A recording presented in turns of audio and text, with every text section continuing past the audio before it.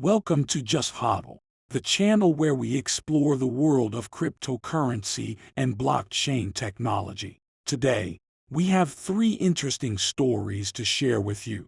First up, the Federal Reserve's balance sheet has swelled by nearly $297 billion.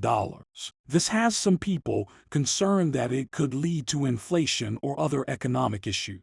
However, the Fed has clarified that this is not the same as quantitative easing (QE), which is a more intentional monetary policy tool. It's important to keep an eye on the Fed's actions, as they can have a significant impact on the broader economy and the value of cryptocurrencies.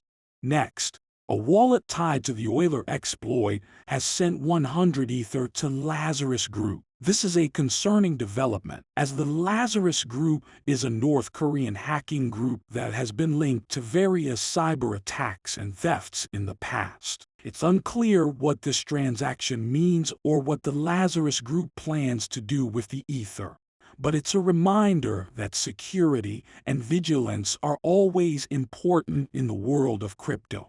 Finally, crypto speculators who bet on no airdrop for Arbitrum have lost 95% of their capital. An airdrop is a distribution of tokens to holders of a particular cryptocurrency, and many people had speculated that an airdrop would not occur for Arbitrum, a popular scaling solution for Ethereum. However, when an airdrop was announced, those who had bet against it suffered significant losses.